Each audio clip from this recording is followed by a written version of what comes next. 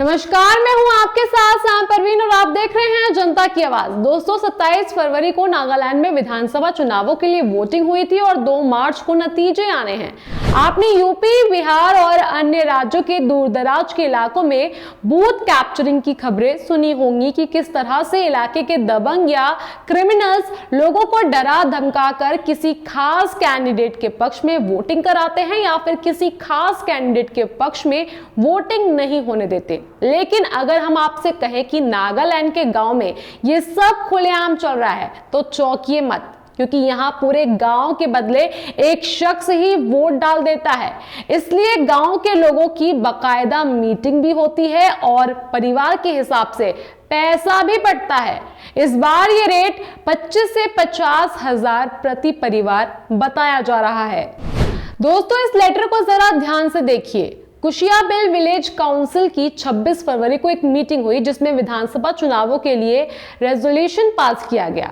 इस मीटिंग में जीबी यानी राजा, असिस्टेंट जीबी और विलेज काउंसिल मेंबर्स ने तय किया है कि 27 फरवरी को होने वाली वोटिंग में पोलिंग स्टेशन 1 पर सभी लोग वोट डालने नहीं जाएंगे। भीड़ से बचने के लिए परिवार का एक शख्स ही पूरे परिवार के लिए वोट डालेगा। नागालैंड में चुनाव वाले दिन यानी 27 फरवरी को ऐसा हुआ भी। सिर्फ एक गांव में नहीं बल्कि उन सभी गांव में जहां जीबी सिस्टम काम करता है।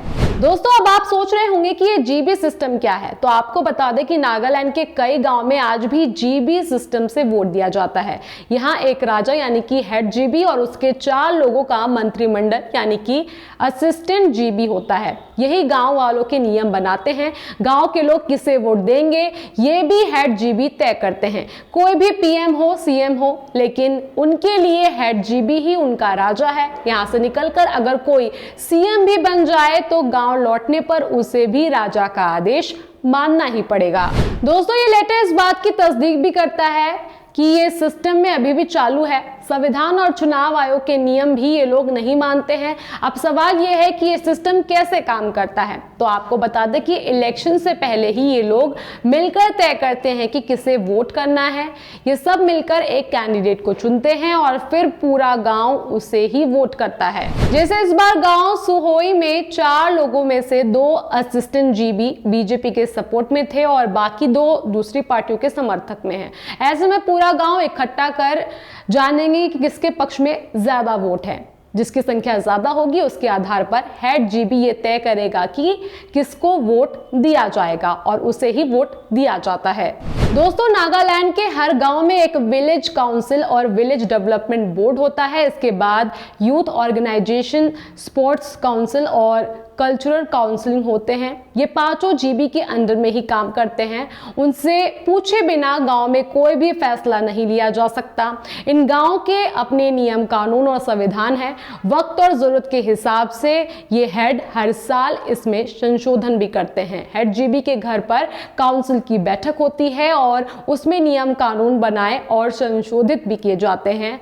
इनमें उन 5 लोगों के अलावा किसी का दखल नहीं होता। दोस्तों, सबसे ज्यादा चौंकाने वाली बात यह है कि यहाँ खुलेआम कानून के संविधान की धज्जियां उड़ाई जा रही है, लेकिन चुनाव आयोग को इस बात की खबर भी नहीं है। उनको ये पता भी नहीं है कि यहाँ कुछ ऐसा चलता है। लेकिन ये लेटर इस बात की गवाही है कि यहाँ किस तरह लोगों से उनके मतदान का अधिकार उनसे छीना जाता है। दोस्तों, संविधान के आर्टिकल 326 के तहत 18 साल से ज्यादा उम्र के हर नागरिक को वोट डालने का अधिकार दिया गया है। इसके लिए उस पर दबाव बनाना, धमकाना या रिश्वत देना अपराध माना गया है।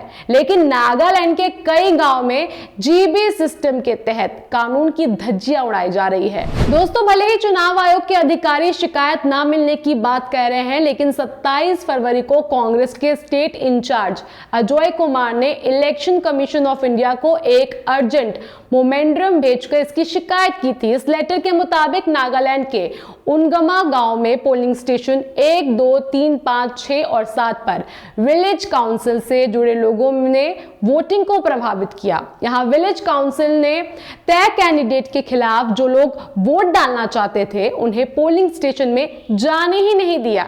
लेकिन शिकायत मिलने के बाद भी चुनाव आयोग ने कोई कार्रवाई नहीं की। दोस्तों, नागालैंड में इस बार 84% वोटिंग हुई है और राज्य में पिछले 4 चुनावों में 85 से ज्यादा वोटिंग हुई है, यानी 85% से ज्यादा वोटिंग हुई है।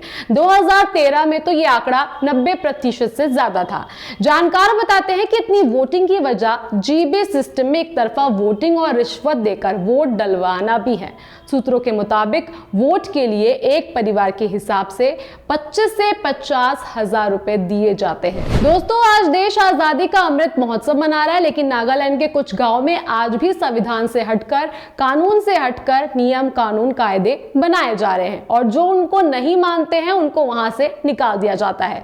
आपका इस पूरे मामले को लेकर क्या कहना है, आप हमें कमेंट बॉक्स में कमेंट कर जरूर बताएं और बाकी खबरों के लिए देखते रहिए जनता की आवाज। जनता की आवाज YouTube चैनल को सब्सक्राइब करें, साथ ही बेल आइकन जरूर दबाएं।